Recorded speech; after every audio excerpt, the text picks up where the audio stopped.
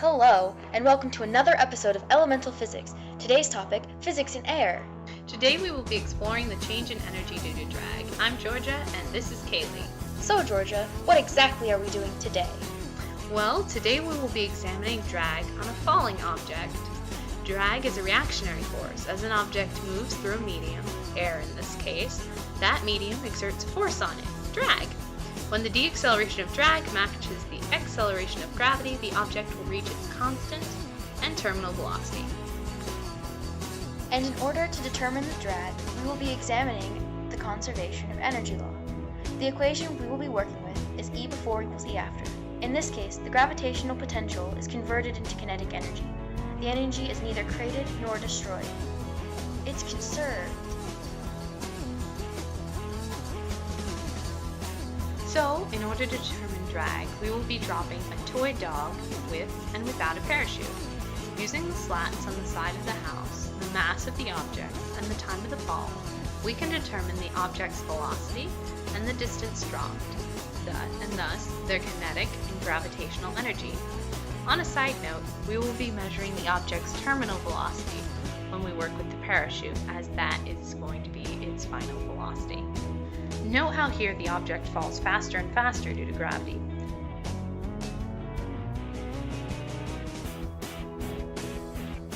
Whereas here, the parachute falls quickly for a few slats before reaching a constant and terminal velocity. Now, we will be performing our experiment with the chewed up dog.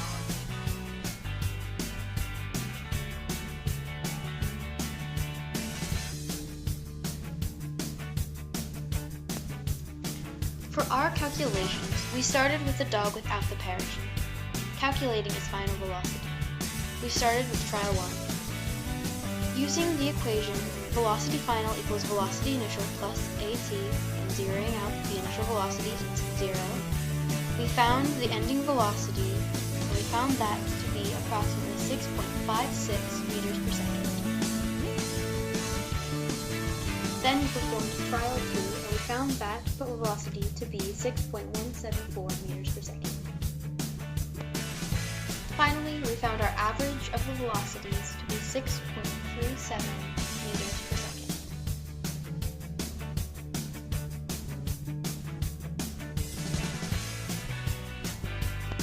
Moving forward, we then dropped the dog with the parachute in order to determine its terminal velocity.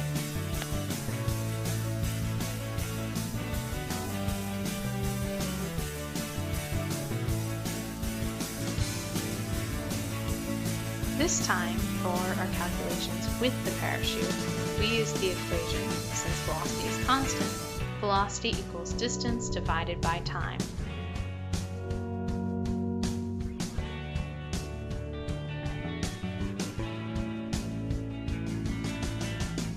Giving us, for trial 1, a terminal velocity of 0.920 meters per second.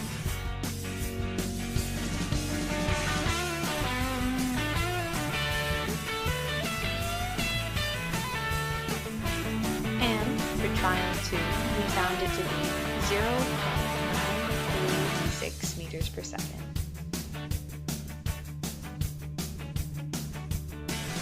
All of this gives us an average terminal velocity of 0.928 meters per second.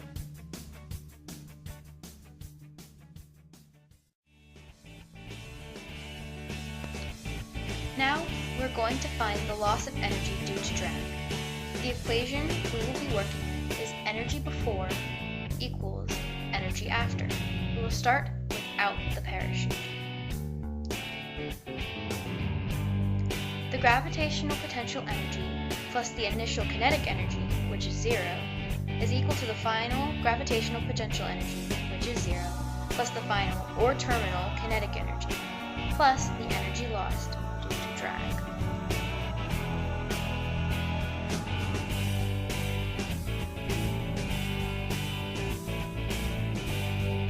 Start with the calculations to find the energy lost without the parachute. We use the equation process aforementioned. When we subtract the kinetic energy from the gravitational potential energy, we get the energy lost due to drag to be 0.138 joules.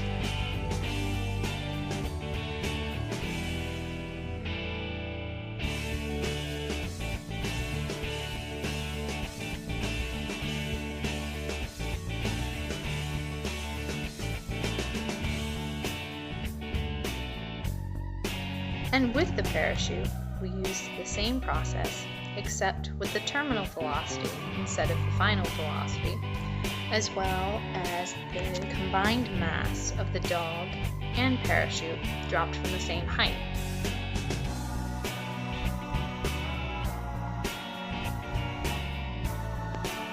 This gives us an energy lost of 0.854 joules.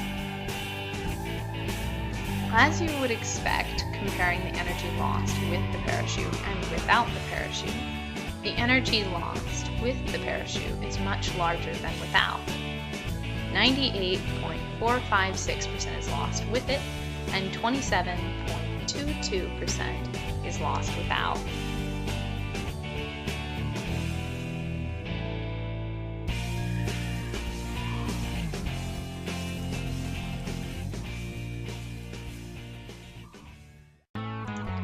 One real-life application for drag is cars.